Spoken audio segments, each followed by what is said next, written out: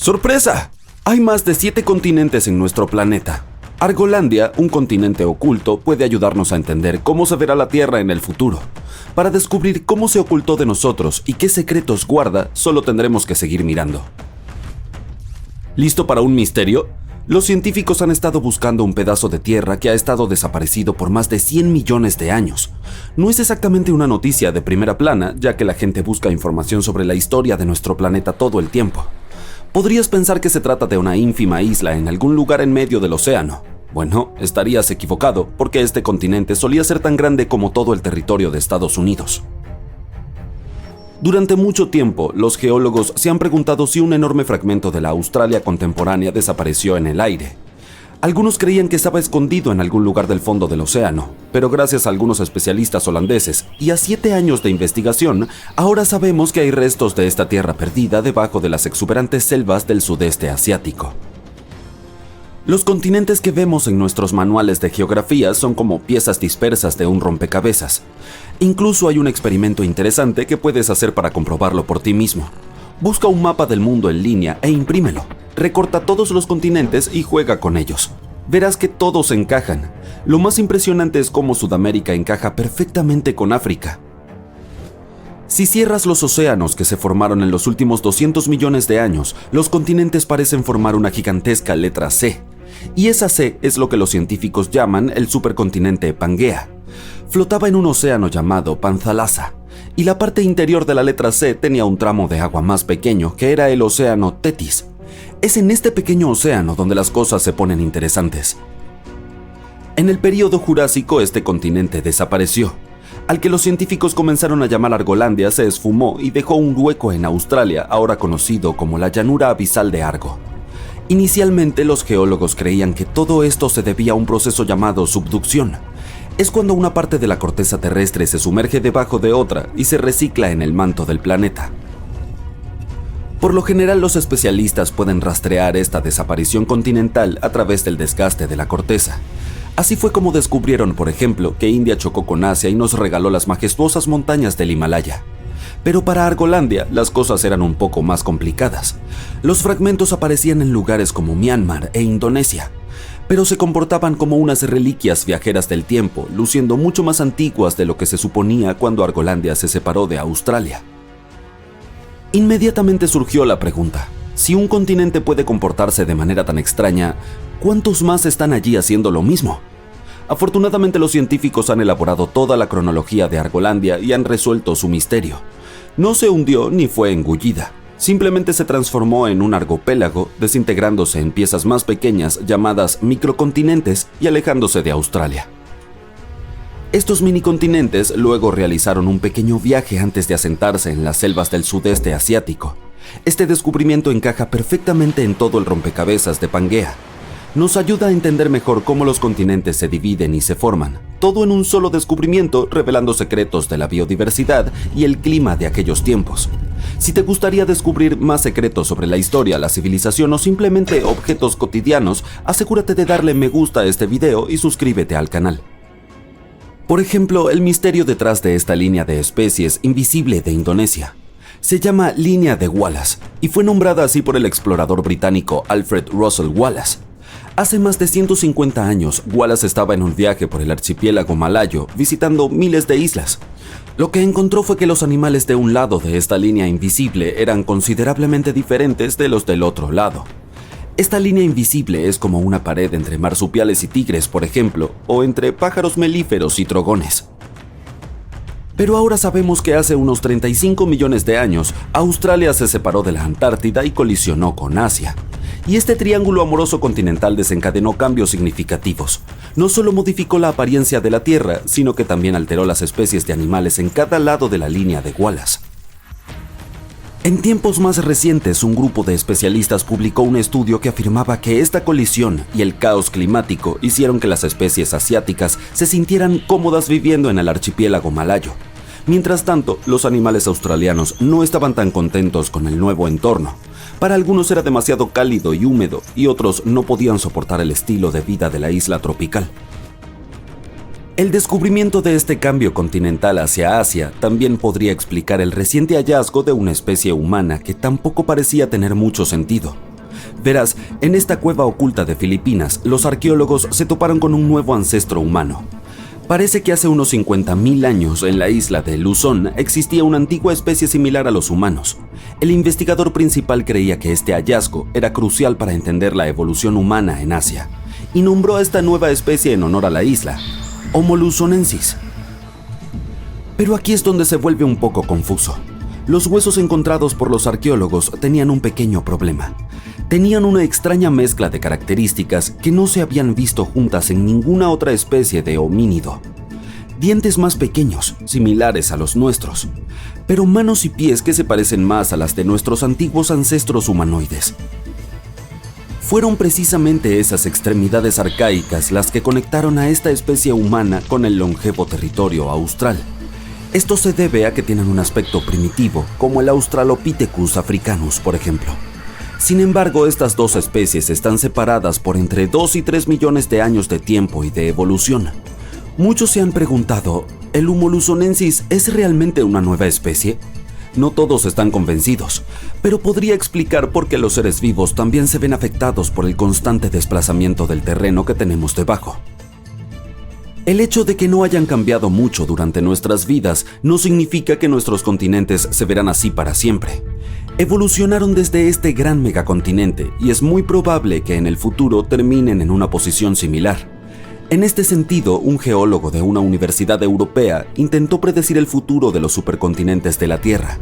Como punto de partida utilizó un terremoto que ocurrió en Portugal en 1755, cuando las placas tectónicas se comportaron un poco diferente de lo esperado. Después de años de investigación, llegó a una teoría en 2016. Creía que las uniones entre estas placas tectónicas podrían estar separándose, preparando el escenario para una ruptura mayor.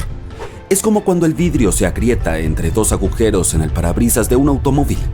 Si esto sucede, una zona de subducción podría extenderse desde el Mediterráneo hasta más allá de Irlanda, trayendo volcanes, terremotos y nuevas montañas a estas regiones.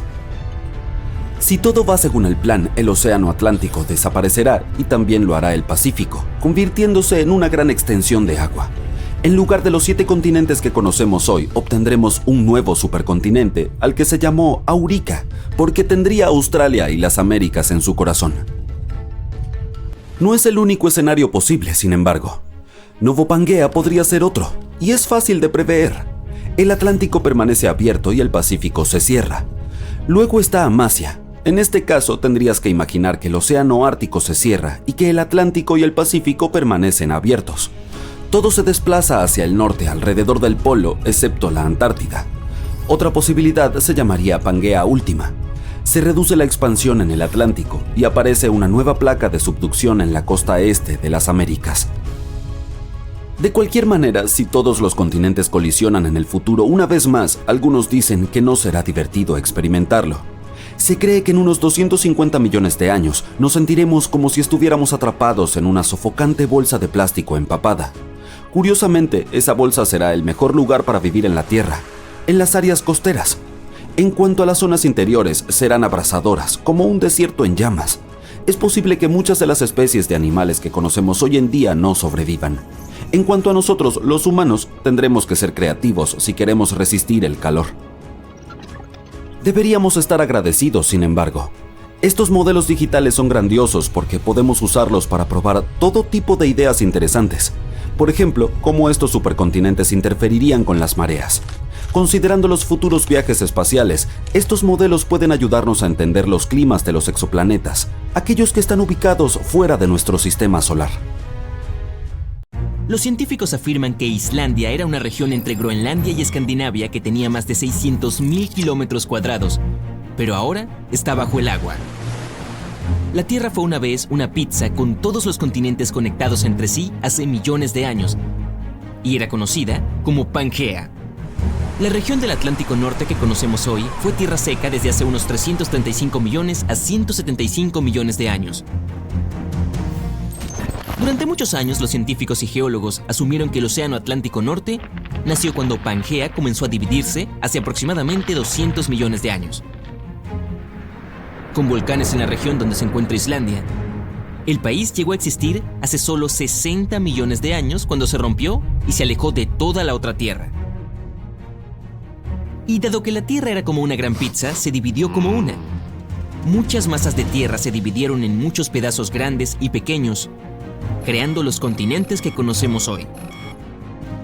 Pero esta nueva teoría sugiere que el resultado de la división de Pangea dejó fuera algunas masas de tierra que se extendían por alrededor de 320 kilómetros, y hace apenas unos 10 millones de años, ese pedazo de tierra se sumergió en las aguas en el lado este y oeste, dejando la punta de la masa de tierra que ahora es Islandia.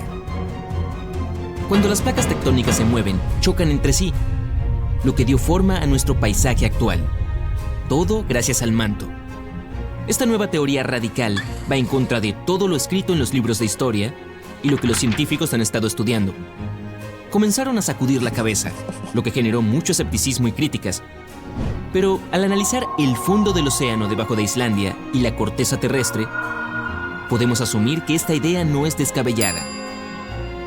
La corteza debajo de Islandia resulta ser mucho más gruesa que la típica. La corteza oceánica está formada por rocas fundidas únicas en comparación con las cortezas terrestres, donde caminamos y vivimos, y es mucho más densa. La capa más delgada de la Tierra es la corteza, donde tiene lugar la vida. Es esencial para el agua, el cultivo de alimentos, la recolección de recursos naturales y minerales y la inhalación de oxígeno. La corteza se hunde hasta el fondo, pero justo encima del manto de la Tierra. También se actualiza a sí misma, ya que se recicla constantemente en el manto y vuelve a subir. Esta es la razón por la que las rocas en la corteza oceánica tienen cerca de 40 kilómetros de espesor, en comparación con solo 8 kilómetros en cualquier otro lugar. Esto también es razonable, dado que se encuentra en un punto de acceso a los volcanes. Los estudios magnéticos del fondo del océano muestran capas de corteza fundida en patrones de rayas.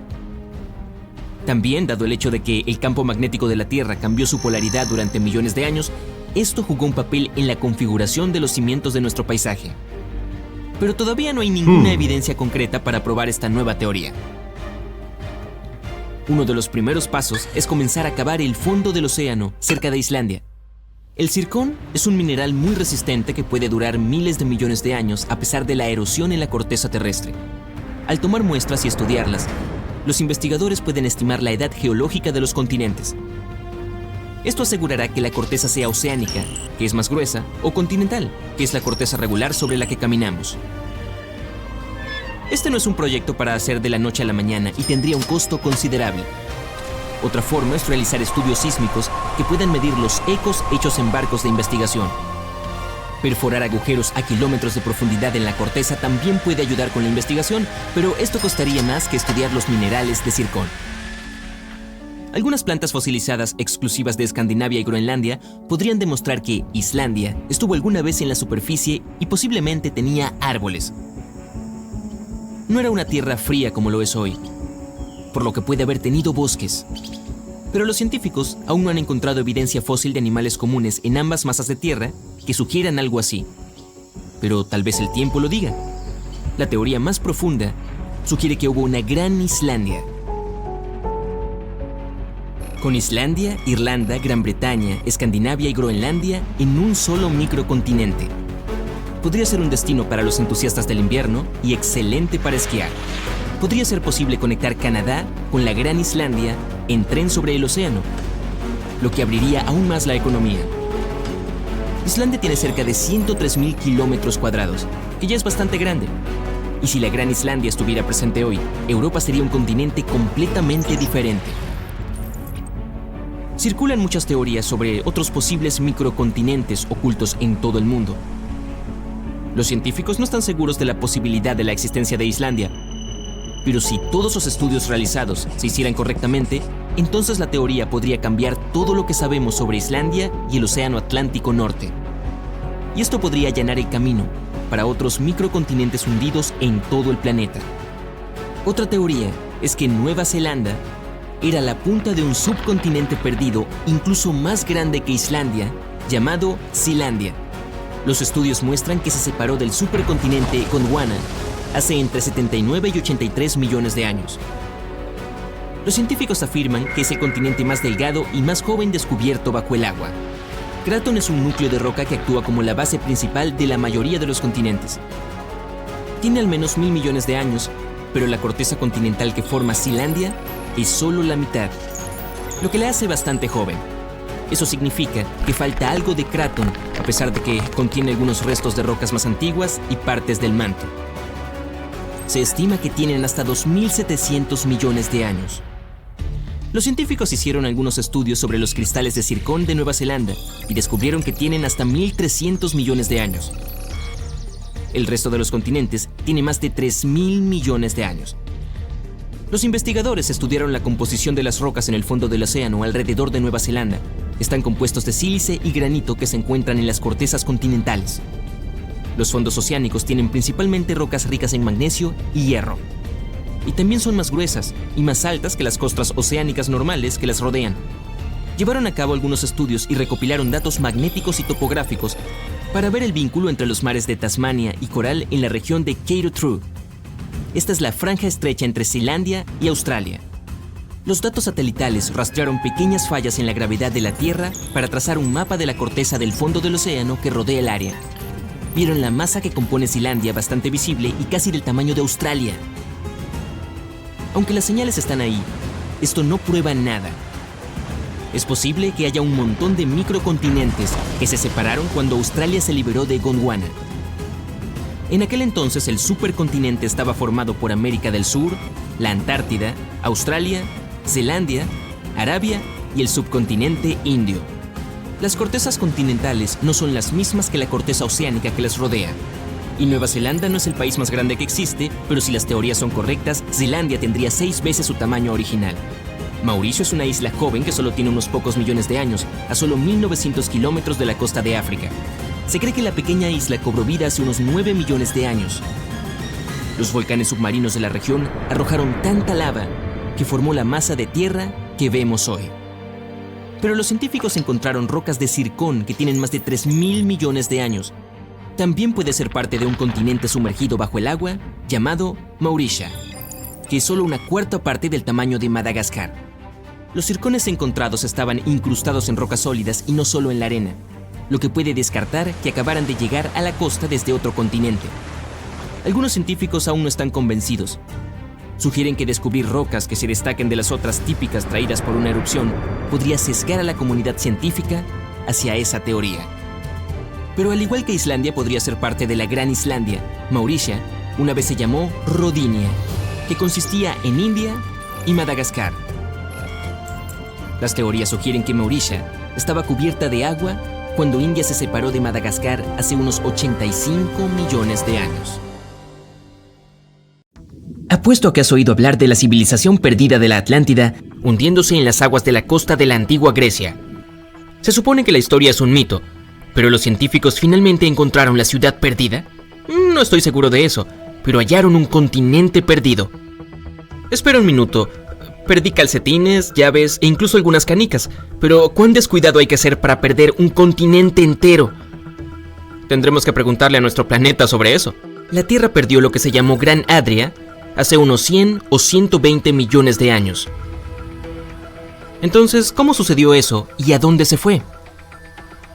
La única forma de describir el proceso sería como una serpiente que se desliza entre las rocas o se mete en un agujero. Es más fácil imaginar la pérdida de un continente cuando piensas en lo difícil que es encontrar una serpiente que se haya escapado de tus miradas curiosas. La mayoría de las serpientes no dejan rastros. De hecho, si no estuviste hace unos 100 millones de años para ver esa serpiente deslizarse bajo una roca, y yo no lo estuve, nunca sabrías qué sucedió. Al igual que los científicos nunca hubieran encontrado a Adria si no fuera por la piel de la serpiente, quiero decir, las montañas. Digamos que la serpiente que huye se desliza debajo de una roca. Hace mucho que no ha tenido una muda, por lo que su vieja piel se desprende y se amontona allí mismo, en ese pequeño espacio entre la piedra y el suelo. Eso es lo que hizo Gran Adria. Cuando se separó de una enorme masa de tierra conocida como Gondwana, quédate para más información en breve, un trozo del tamaño de Groenlandia se dirigió hacia el norte. Cuando finalmente se estrelló contra Europa, se hundió y provocó que el lugar de encuentro de los dos continentes se plegara y arrugara. Durante años y años siguió moviéndose y esos pliegues siguieron creciendo. Al final, dejó huellas muy obvias y famosas. Incluso podrías haber ido a esquiar en ellas durante unas vacaciones de invierno. Estoy hablando de los Apeninos y los Alpes suizos. El profesor Douwe van Ginsbergen El geólogo que dirigió el equipo de investigación responsable de este colosal descubrimiento en septiembre de 2019 tiene su propia analogía. Compara esta acción de doblar con lo que sucede cuando metes el brazo en un espacio pequeño y la manga de la camisa no entra. Se acumula y esos pliegues son como la cordillera. Quizá te preguntes si otras cadenas montañosas tienen orígenes similares. Y sí, los tienen. ¿Alguna vez empujaste arena con tus manos? Tus manos funcionan como masas terrestres cambiantes y esos picos de arena que creaste son una mini versión de las montañas rocosas.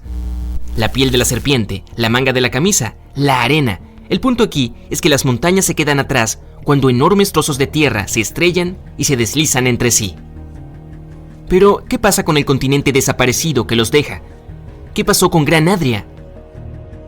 Bueno, al igual que una serpiente se esconde bajo tierra durante el invierno, Adria siguió deslizándose bajo la superficie. Van Hinsbergen cree que probablemente esté cómodo y acogedor a unos 1.448 kilómetros bajo el sur de Europa en este momento.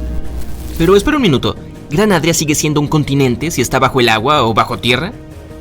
¿Una serpiente lo es todavía cuando está bajo tierra? Por supuesto que lo es. De hecho, conozco un continente que está mayormente bajo el agua, pero no está perdido en absoluto. ¿Has oído hablar de Zelandia? También se le dice el continente de Nueva Zelanda, o Tasmantis. Parece un archipiélago, que es una cadena de islas, pero si miras bajo el agua, verás que en realidad es un pedazo continuo de tierra sumergida, con cimas de montañas que sobresalen de la superficie. Esos picos son las islas.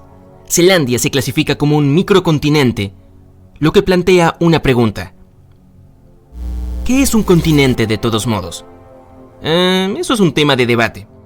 De hecho, los terrícolas ni siquiera podemos ponernos de acuerdo sobre cuántos continentes, sin contar los perdidos y los micro, hay. Generalmente un continente es una enorme masa de tierra. Si eres de Estados Unidos, seguramente aprendiste que hay 7 continentes, de ellos África, Antártida, Asia, Australia, también llamada Oceanía, Europa, América del Norte y América del Sur. Los escolares europeos, sin embargo, combinan Europa y Asia en Eurasia, por lo que solo aprenden 6 continentes. Los sudamericanos también reconocen 6, pero mantienen a Europa y Asia separados, combinando América del Norte y del Sur en su lugar. Lo que es aún más extraño es que todos parecen estar de acuerdo con que Australia es un continente, mientras que Groenlandia no lo es y tiene que conformarse con el título de la isla más grande del mundo. Pobre Groenlandia. Todo esto tiene algo que ver con las placas tectónicas que se encuentran debajo de los continentes. Pero es mejor dejar esa discusión para otro video. Entonces, ¿de dónde vinieron todos esos continentes en primer lugar? Bueno, si alguna vez has mirado un globo terráqueo o un mapa, probablemente hayas notado que las 2 grandes masas de tierra que rodean al Océano Atlántico, América del Norte y del Sur por un lado, y Europa y África por el otro, parecen piezas de un rompecabezas que podrían ser empujadas juntas para formar una masa aún más gigantesca. También puede que sepas que hay un nombre para esa masa: Pangea. Los científicos creen que Pangea, un supercontinente, si alguna vez hubo uno, se rompió hace 175 millones de años. Pero no en esas 2 grandes piezas de rompecabezas de izquierda y derecha que tenemos hoy. En cambio, la división probablemente se desarrolló horizontalmente, dejando América del Norte, Europa y Asia conectados en la parte superior en una masa llamada la Eurasia, mientras que América del Sur se mantuvo con África, la Antártida y Australia en una masa conocida como Gondwana. Sí, ese mismo del que Gran Adria se liberaría más adelante. Entonces, si tomaras todas las masas de la Tierra, continentes, microcontinentes, islas y archipiélagos, y los aplastaras, ¿obtendrías la masa de tierra original conocida como Pangea? No. No solo se perderían las partes de los continentes que se encuentran bajo el agua, como las masas que conectan los archipiélagos, sino que también se perderían todas las que ya se perdieron con el tiempo. Oh sí, hay otros además de Adria. Los científicos están buscándolos, y ya encontraron algunos. Uno de esos continentes perdidos es la elevación de Río Grande. Es un tramo de montañas submarinas que ha sido apodado la Atlántida de Brasil. El Gran Adria se encontraba en algún lugar entre el norte de África y el sur de Eurasia. Oye, eso está justo alrededor del mar Mediterráneo, y el Mediterráneo es donde están Grecia y Atenas. Así que, el Gran Adria debe haber sido la Atlántida, ¿verdad? Dudoso. Los historiadores creen que Platón inventó la historia de la Atlántida, pero ¿pudo haber sucedido realmente? Podrías pensar que sí si crees en la historia de las deidades griegas que castigan a la civilización por iniciar una pelea con Atenas. Una historia más científica propondría que la Atlántida simplemente se inundó. O tal vez podría haber sido una de las islas arrancadas cuando el Gran Adria se sumergió bajo Europa. Por decepcionante que sea, de lo único que podemos estar seguros es de que Adria no era la Atlántida. Las fuerzas tectónicas que empujaron al continente bajo Europa lo hicieron hace más de 100 millones de años. Esto es aproximadamente 80 millones de años antes de que cualquier humano apareciera en nuestro planeta para iniciar un conflicto con Atenas o con cualquier otra persona. Si miras todos los continentes del mundo como piezas de un rompecabezas roto que forman una Pangea destrozada, podrías decir que el Dr. Van Hinsbergen y su equipo han pasado los últimos 10 años tratando de armar ese rompecabezas. Y al igual que los rompecabezas reales, es difícil hacer eso cuando te faltan un montón de piezas. Estoy mirándote, Adria. Pero tienen un equipo geológico sofisticado que rastrea el registro magnético dejado por los minerales de las rocas. Verás, cada roca, piedra y montaña tiene una especie de huella del tiempo y el lugar en que fue creada. Todo tiene que ver con los polos magnéticos de la Tierra. Cambian de vez en cuando en un proceso llamado inversión geomagnética. Entonces, en pocas palabras, el magnetismo específico de ciertos sedimentos y minerales funciona como un mapa y un calendario. Y así es como saben de dónde vino Adria, dónde terminó y a quién encontró en el camino. Al estudiar el magnetismo de estas muestras, el equipo también descubrió otro detalle interesante. Gran Adria no solo se estrelló contra Europa, sino que también estaba girando en el camino hacia allí. Una masa de tierra danzante y giratoria cuyo viaje despreocupado hacia el norte sería interrumpido por un obstáculo inesperado, conocido como Europa. Oye, eso sería un gran cuento de hadas para los niños a la hora de dormir. La única pregunta que me queda es, si Gran Adria se sumergiera debajo de Europa, ¿podría volver a salir? Es posible. Los continentes cambian y siguen en movimiento hoy. Pero tienden a ir a paso de tortuga. Así que vuelve en otros 100 millones de años y veremos cuántos continentes están aprendiendo los estudiantes de segundo grado en el futuro. Aunque yo no estaré aquí, Tendrán a alguien más. La cerca más grande del mundo tiene más de 5.000 kilómetros de largo, desde Queensland hasta el sur de Australia. Si se extendiera, podría conectar fácilmente Londres con Nueva York, y si caminaras junto a ella, necesitarías 6 meses para completar el viaje. No se construyó para proteger la frontera australiana, ya que está rodeada de agua. Tampoco fue diseñada para proteger algún edificio importante. Su propósito es mantener a algunas especies animales alejadas entre sí. Fue a finales del siglo XIX cuando los australianos comenzaron a construir partes de esta cerca. Querían crear una barrera que separara la parte animada y bulliciosa del país, donde ciudades como Melbourne y Sydney prosperaban, del árido y duro interior. Utilizaron postes de madera enterrados profundamente en el suelo, unidos con mallas de alambre de unos 2 metros de altura. Algunas partes de la cerca incluso tienen una segunda capa con carga eléctrica. Para asegurar que esta cerca cumpliera su función, añadieron algunas luces rojas y blancas para que protegiera incluso de noche. Un equipo de más de 20 personas trabaja a tiempo completo para mantener todo en orden aquí. Y cada año, las autoridades locales contribuyen con $750,000 para que la construcción esté siempre en buen estado. ¿Por qué tanto problema? La principal razón eran los dingos. Estas criaturas parecidas a lobos, de color jengibre, son los mamíferos carnívoros más grandes de Australia y también son depredadores. Estaban causando muchos problemas a los agricultores, en especial en el sur de Queensland, donde a menudo atacaban a las ovejas. En su mayoría, la cerca ha estado cumpliendo su función muy bien, pero no es infalible. Algunos dingos todavía logran colarse. Otras veces, camellos salvajes terminan chocando contra la cerca.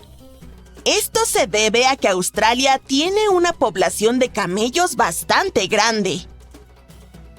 Pero esta solución diseñada por el hombre tuvo más efectos de los que se esperaba. Se pensaba que simplemente habría menos dingos dentro del cercado. Pero menos dingos significan más canguros. Y más canguros significan más competencia con las ovejas por la comida. No son solo las especies más grandes las que sienten la presión.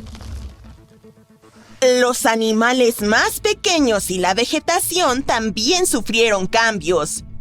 Con toda esta competencia en un espacio más reducido, los lugareños notaron menos diversidad en la vida vegetal y en los animales pequeños.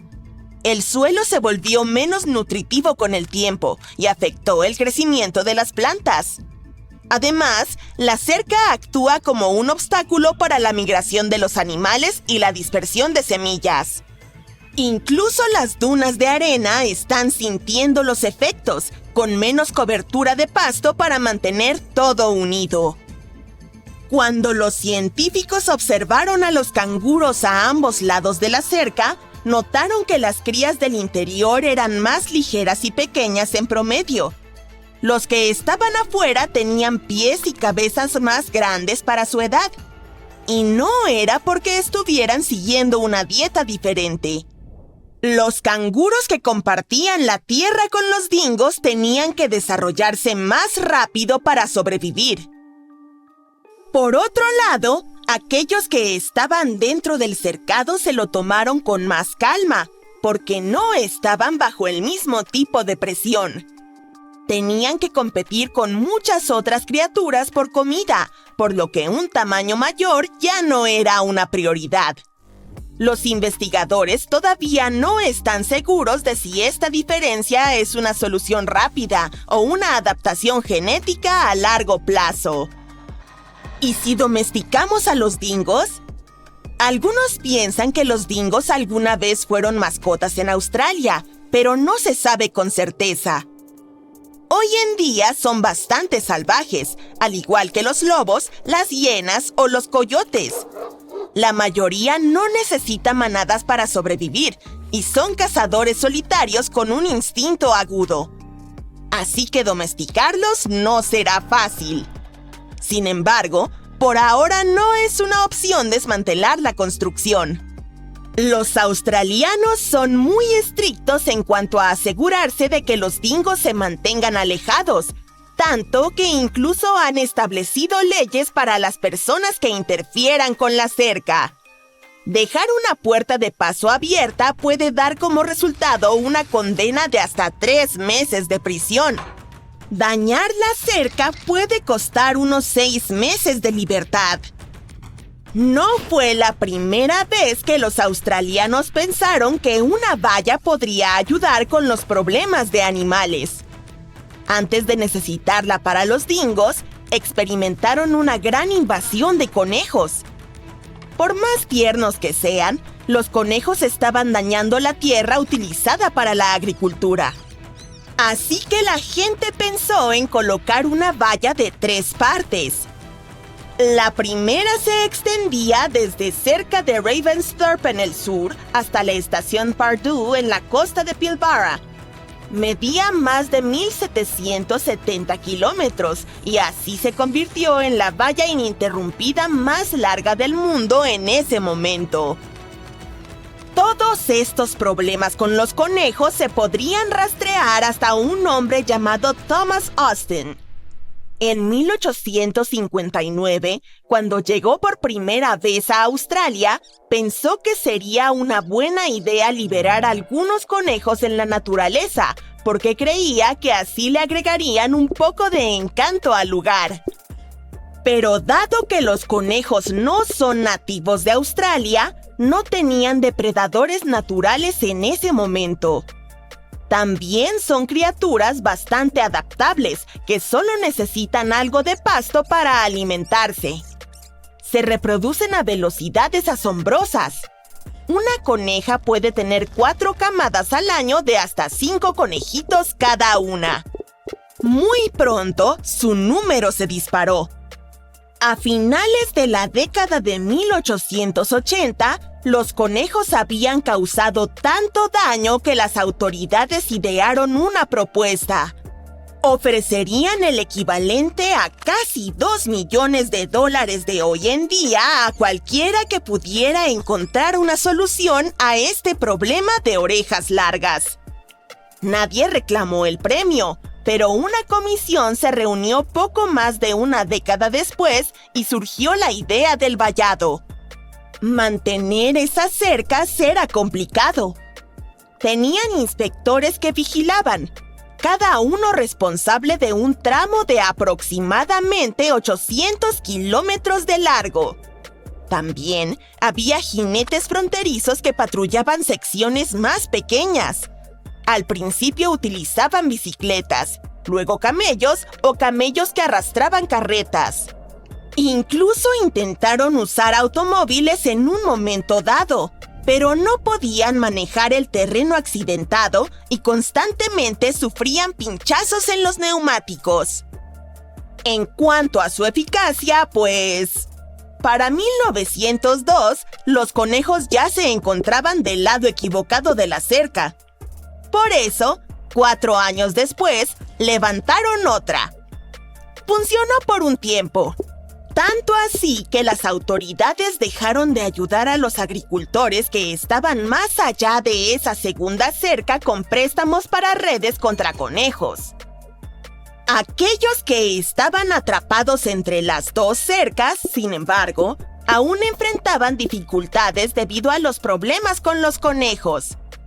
Pronto, estos dulces animalitos se esparcieron incluso más allá de la segunda cerca y quedó claro que la solución no funcionaba. En algunas zonas, incluso mientras se construían las cercas, esos astutos conejitos encontraban la manera de pasarlas.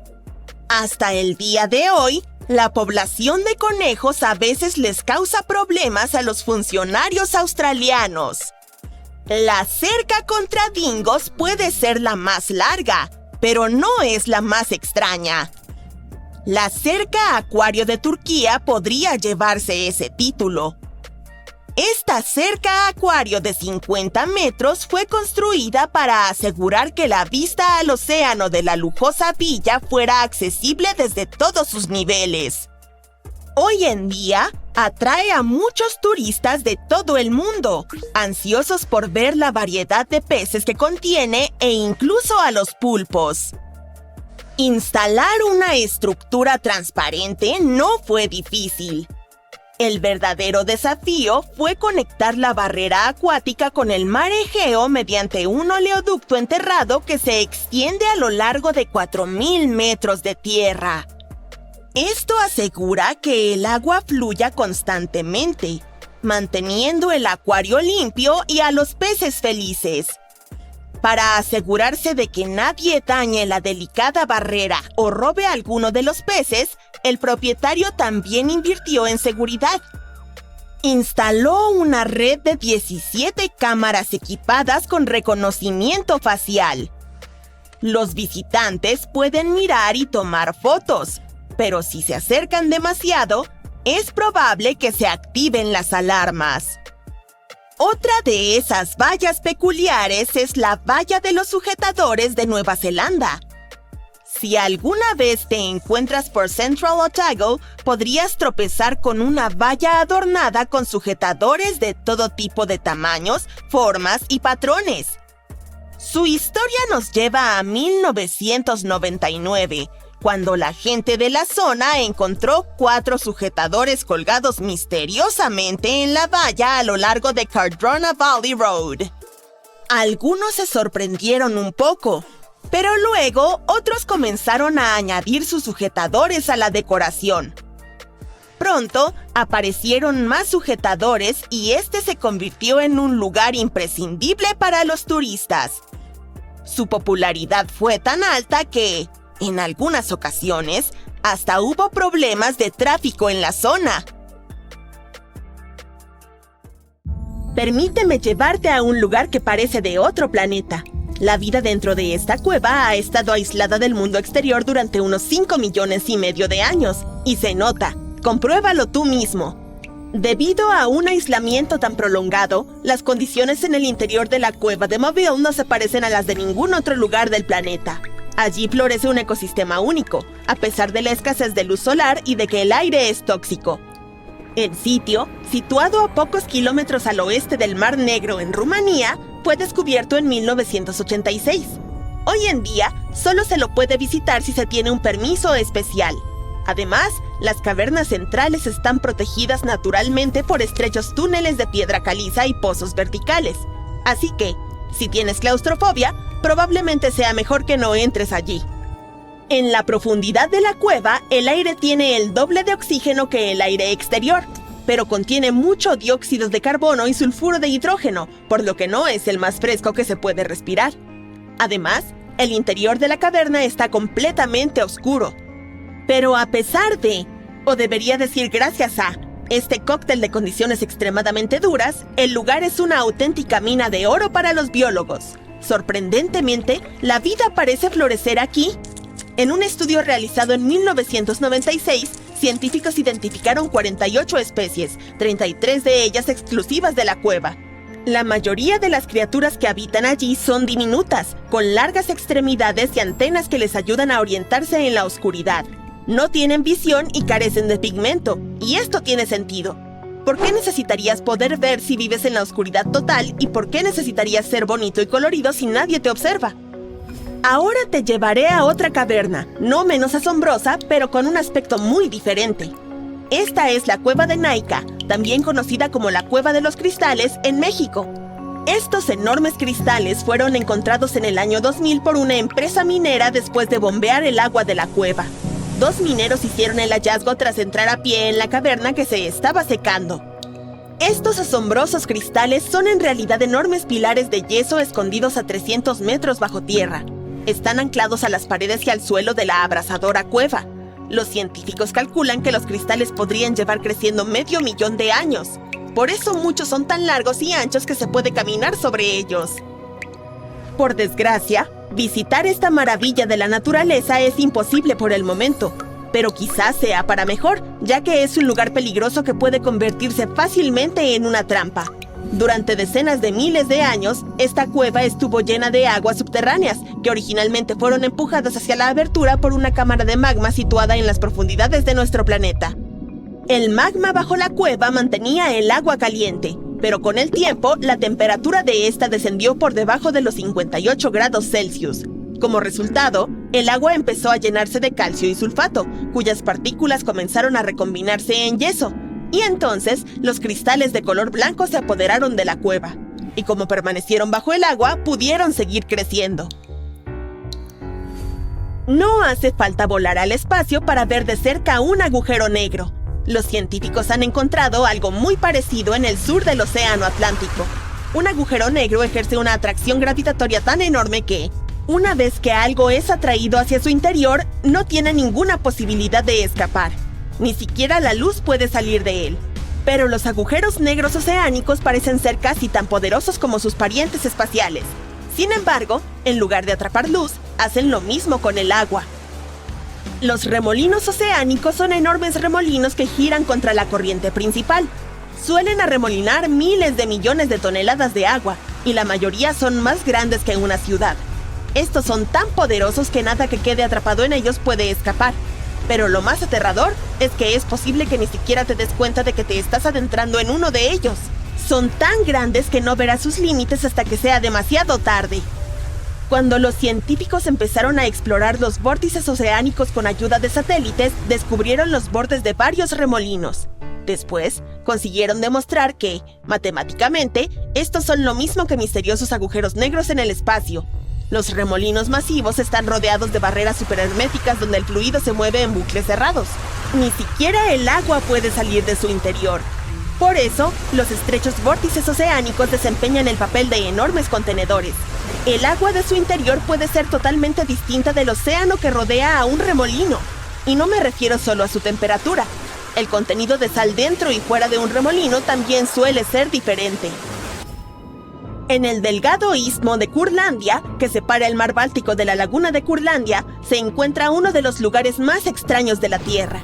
Los lugareños llaman a esta zona el bosque danzante porque los pinos de este sitio tienen formas sorprendentemente inusuales. Se retuercen en espirales y círculos por el suelo. Hay algunas teorías de por qué podría ocurrir esto, por supuesto. Algunas personas afirman que enormes cantidades de energías positivas y negativas chocaron una vez en ese lugar.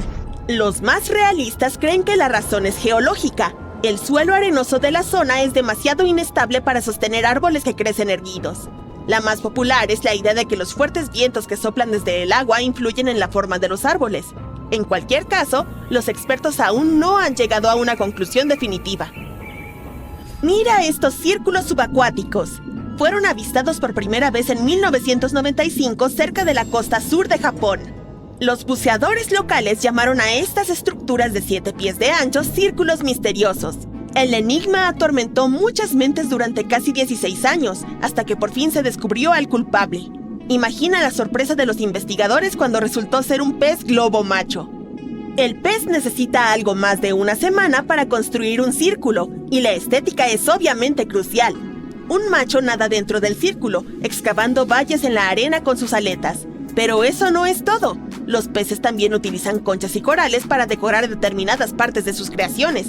Todo esto de construir un círculo tiene también una finalidad práctica.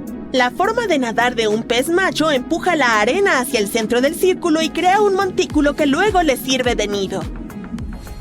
El siguiente misterio de nuestra lista está en el Caribe. Justo frente a la costa de Belice hay un sumidero gigante. Es el Gran Agujero Azul. Tiene unos 305 metros de ancho y más de 122 metros de profundidad. Una vez, hace mucho tiempo, este agujero era una cueva. Pero entonces las aguas crecientes lo llenaron, haciendo que se derrumbara sobre sí mismo. Cuanto más desciendas a las cristalinas aguas del gran agujero, más oscuro se volverá. Verás montones de cuevas llenas de estalactitas, pero entrar en ellas es extremadamente peligroso, a menos que quieras perderte irremediablemente. Una vez alcanzada una profundidad de 15 metros, notarás que el agua brilla. Es la línea invisible que divide la parte superior salada del sumidero del abismo de agua dulce. Es posible que quieras volver atrás ahora mismo. ¿Quién sabe lo que podrías encontrar en las turbias profundidades? Había una antigua leyenda amazónica que hablaba de un río tan caliente que hervía, y se creía que era solo una leyenda hasta que el geocientífico peruano Andrés Russo se preguntó si podía ser real.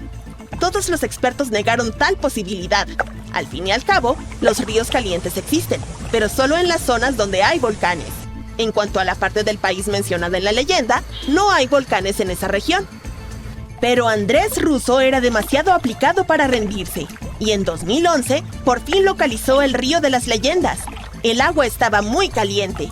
Su temperatura era de 85 grados Celsius, no hirviendo, pero bastante cerca de este punto.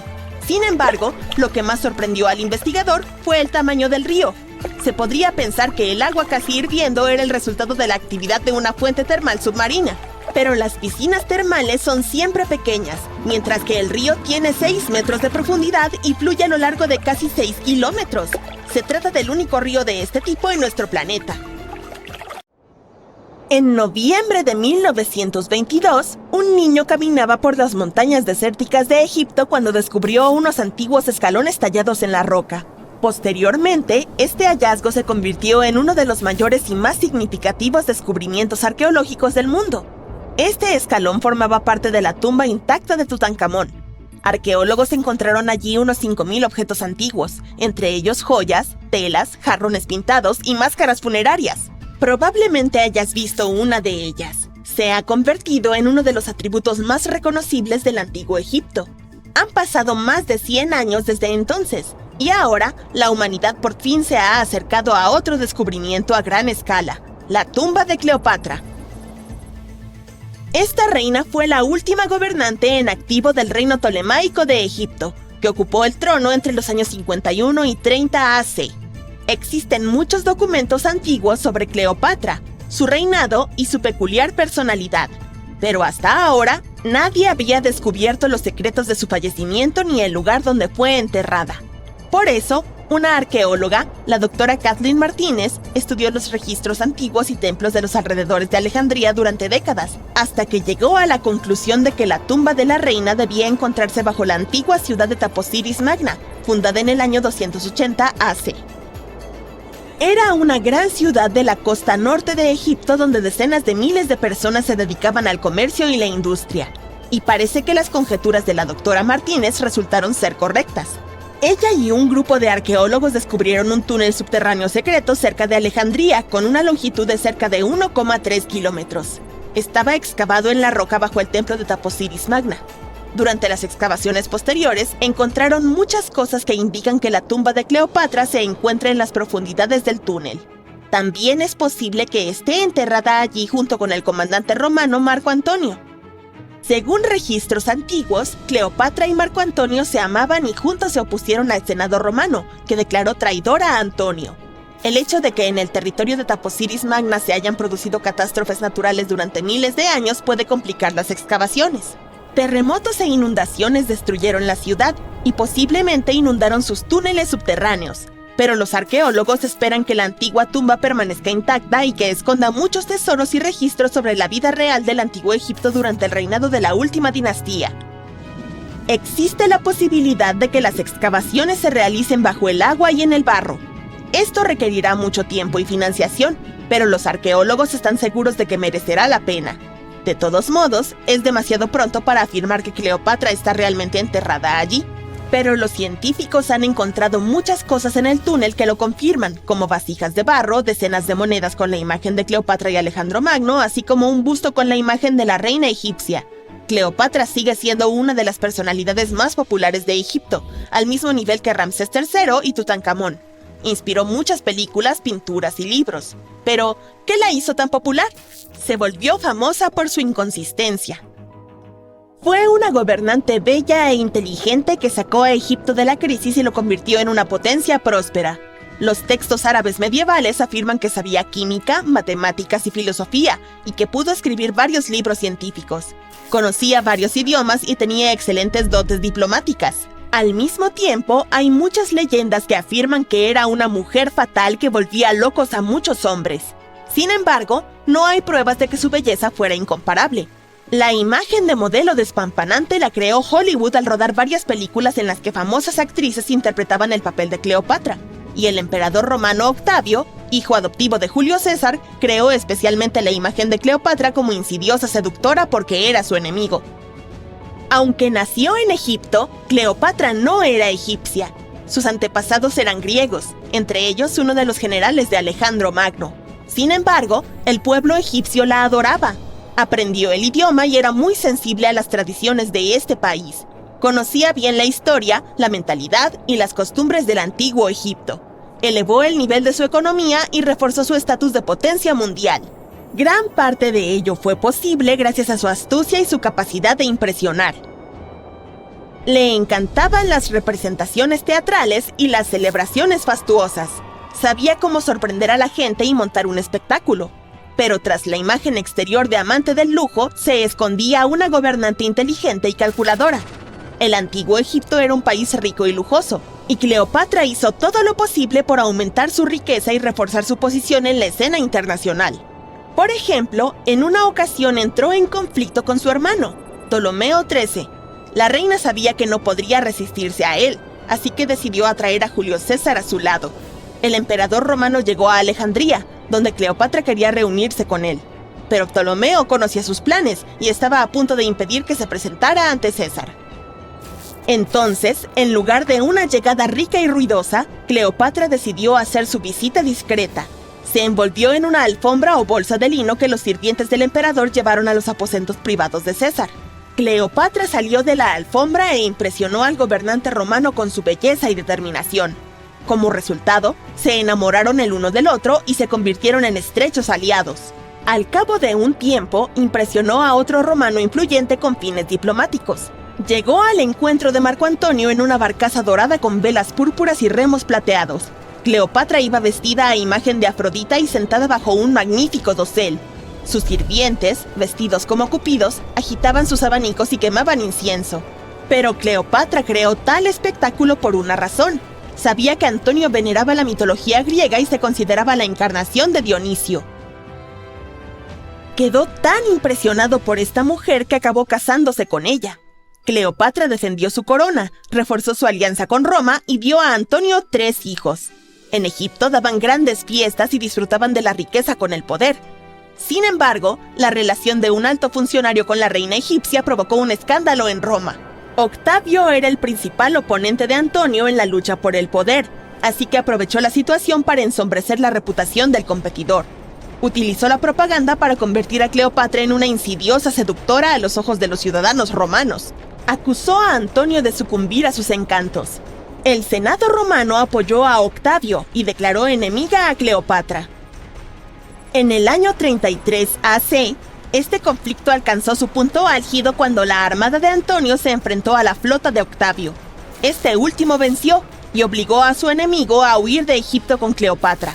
Según algunos registros, se refugiaron cerca de Alejandría.